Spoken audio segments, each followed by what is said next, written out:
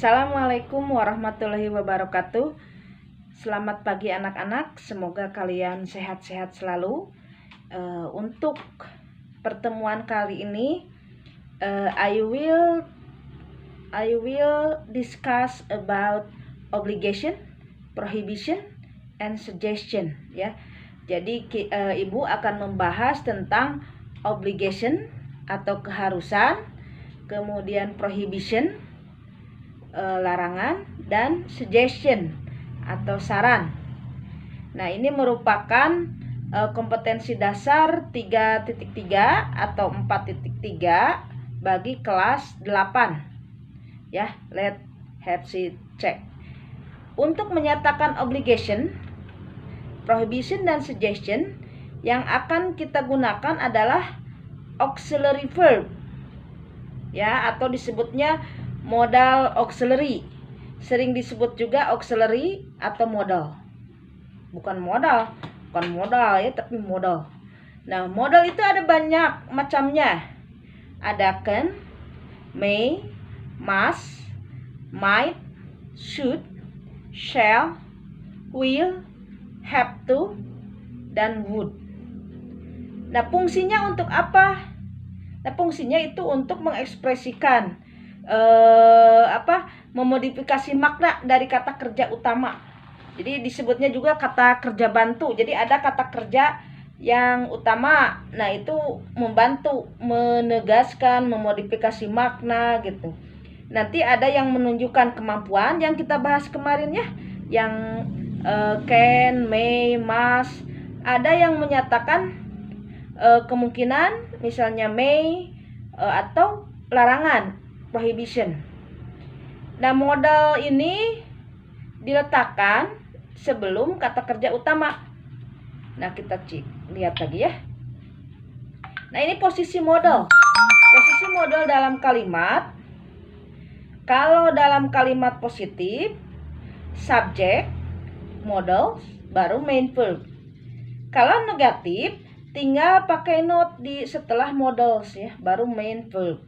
Untuk kalimat tanya, modalnya di depan, baru ke subjek. Ya, nah ini contoh. Jangan lupa untuk setelah modals ya, itu harus kata kerja ke satu. Jadi kata kerja asal, tanpa s, tanpa to. Jadi asli. Misalnya, I can swim, bukan I can swimming. Salah. Bukan I can swim atau I can swim, tapi I can swim. Jadi di sana swim itu kata kerja ke satu. Untuk kalimat negatifnya, she will not come, she will not come, she won't come. Nah, itu setelah will langsung ditambah not, langsung kata kerja ke satu, come. Bukan coming atau comes ya, tapi come. Untuk kalimat tanyanya, jadi yang modalnya di depan. Can you dance? Can you dance? Can you dance?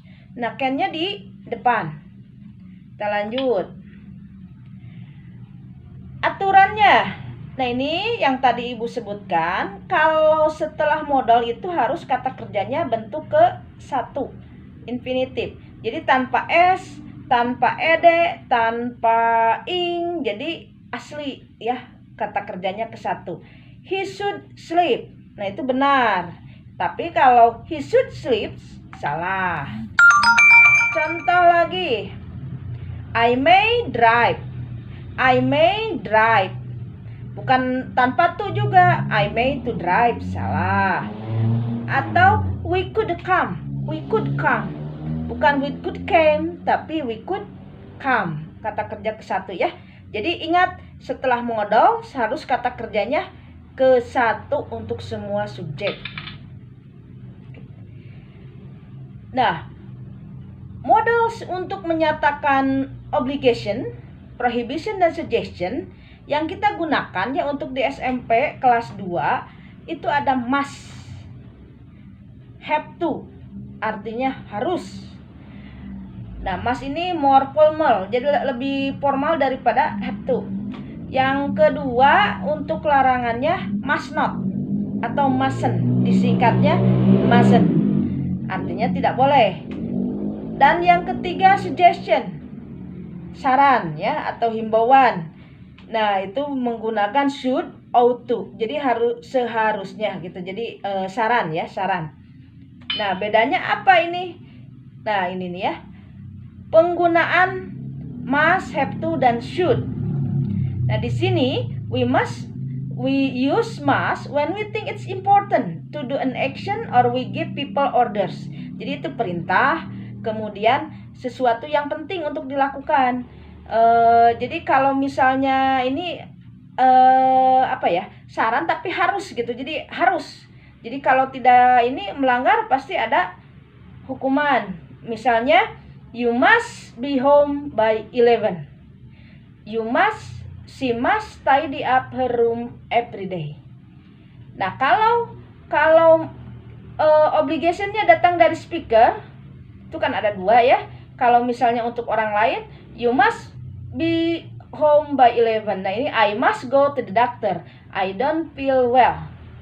I must have my homework ready tonight. I must stop smoking. I must stop smoking. Nah, untuk have to atau has to ya. Jadi kalau he, she, it pakainya has to. Kalau they, ayu, dewi, nah pakainya have to. Nah, have to ketika obligation atau keharusannya itu datang dari orang lain, bukan dari speaker. Jadi karena merupakan hal yang penting, karena merupakan aturan gitu. Contoh, we have to be at the airport 3 hours before the flight leaves. Kita harus sudah ada di airport 3 jam sebelum keberangkatan. At work, I have to wear a uniform. Nah, di tempat kerja kita harus berseragam. Jadi kalau nggak pakai berseragam, ya itu melanggar aturan ya. Yang ketiga, my father has to. Nah, itu ada has to pay the rent every month. Has to, harus membayar sewa setiap bulan. Tadi must sama have to kalau diartikan sama harus gitu ya. Jadi tapi must lebih formal daripada have to. Oke, kita lanjutkan. Nah, sekarang untuk larangan. Kita menggunakan must not atau don't have to. Nah, must not atau disingkat mustn't is used to say that something is against the rule or against the law. Jadi kalau mustn't tidak boleh karena melanggar aturan gitu ya.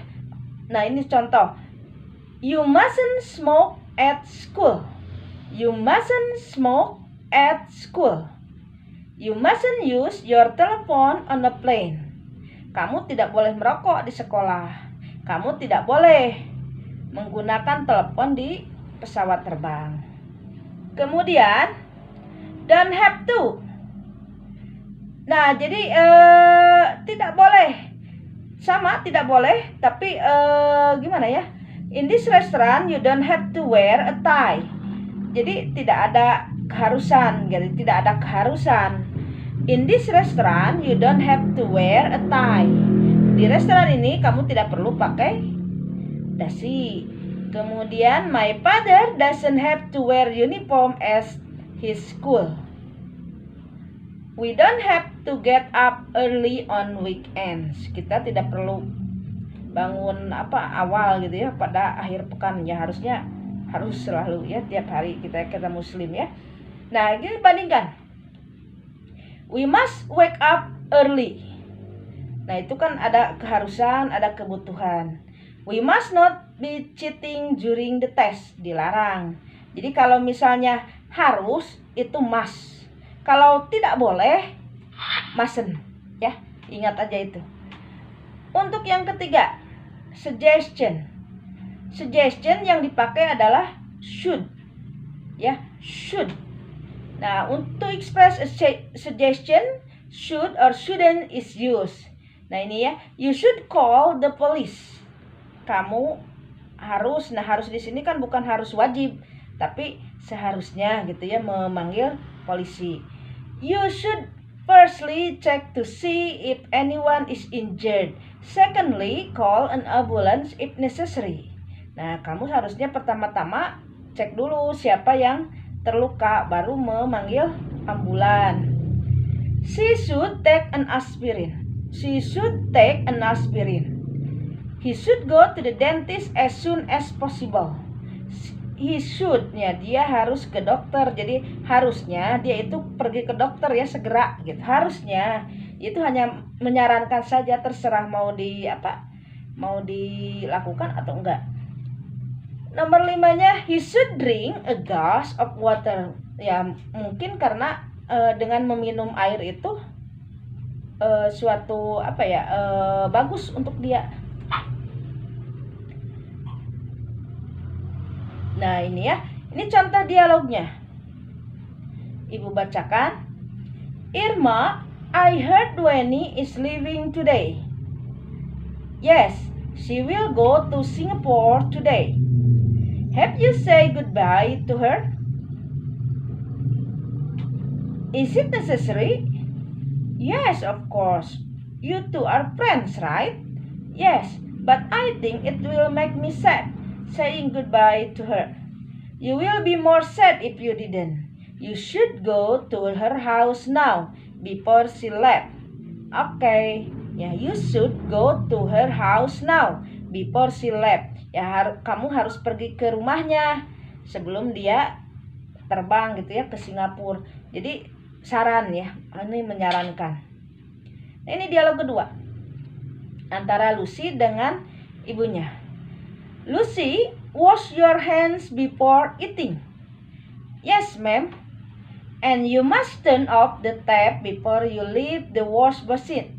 Sorry, the wash basin or basin. Don't let the water overflow. Okay, ma'am.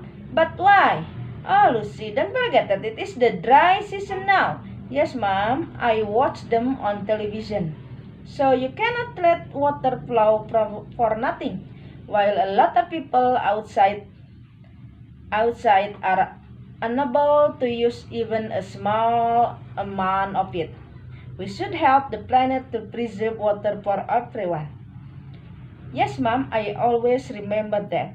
Dan you must turn off. Kamu harus menutup keran. Jadi kalau misalnya cuci tangan, jangan lupa kerannya ditutup. Harus.